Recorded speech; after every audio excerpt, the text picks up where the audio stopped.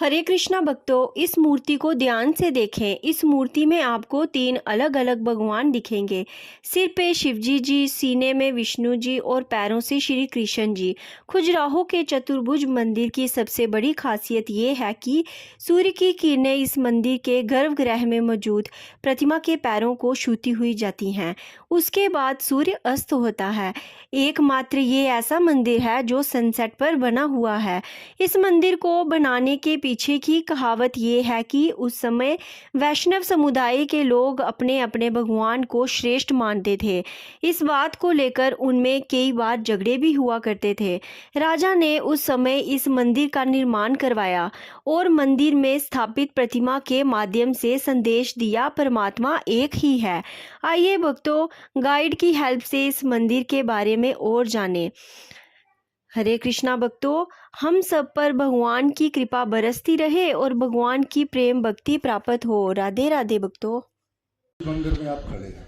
इस मंदिर का निर्माण सबसे आखिरी में हुआ था। जितने भी खजुराहो के मंदिर हैं, सबसे लास्ट में इस मंदिर को बनाया गया था महाराजा कीर्ति वर्मन चंदेल के द्वारा। आप देख रहे हैं जो मूर्ति सामने देख रहे हैं, खजुराहो में सबसे बड़ी मूर्ति। इतनी बड़ी मूर्ति आपको किसी भी मंदिर में नहीं मिलेगी, जिसमें हेड, गर्दन से ऊपर हेड, सर देखेंगे भगवान महादेव का दर्शाया गया है। गर्दन से कमर तक की बॉडी 4 भुजाओं में भगवान विष्णु की है और कमर के नीचे पैर जो डांसिंग पोजीशन में पैर देख रहे हैं भगवान कृष्ण के हैं। एक ही मूर्ति में 3 गॉड को दर्शाया गया है, 3 भगवान को। इससे यह बताया गया है लोगों को कि मैं ही कृष्ण हूँ, मैं ही शिव हूँ, मैं ही नारायण। आप चाहे राम के रूप में पूजो, चाहे कृष्ण के रूप में, मैं ही हूँ। मैं ही उत्पत्ति करता हूँ, मैं ही संहार करता हूँ, मैं ही अच्छा करता हूँ, मैं ही बुरा करता हूँ, मैं ही हूँ। मेरी मर्जी के बगैर कुछ नहीं होता। तो आप दर्शन कीजिए। पद्म यानी कि मणि कब स्थापित हुई थी? आपने बर्बरीक का नाम सुना होगा महाभारत में। बर्बरीक बहुत महारथी योद्धा था। वो महाभारत में भाग लेने के लिए जा रहे थे, तो भगवान कृष्ण को मालूम था कि इतने बलशाली है कि एक ही बाण में पूरी महाभारत का अंत कर सकते हैं। तो उन्होंने उनकी परीक्षा लेनी चाहिए। साधु का भेष बना करके पीपल के पेड़ के नीचे खड़े हो गए और बोले, भैया कहाँ जा रहे हो?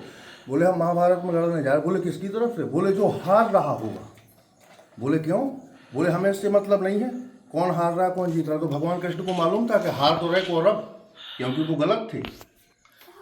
तो बोले ऐसा मत करो, पांडव तो अच्छे हैं और सच्चाई की लड़ाई लड़ रहा है। बोले, हमें इससे मतलब नहीं, हम अपनी माता को वचन दे के आए हैं कि जो हार रहा होगा हम उसके साथ लड़ेंगे। बोले, इतनी बड़ी लाखों की सेना है, आप मार दोगे? बोले, हाँ। तो एक प्रत्यक्ष दिखा दो। बोले, एक बाण से पीपल के सभी पत्तों में आप छिद्र करके बता दो। बोले, हो जाएगा। तो एक पैर भगवान कृष्ण ने वो एक पत्ता पीपल का अपने पैर के नीचे दबा लिया था, जो महाभारत में आपको देखने को मिलता है।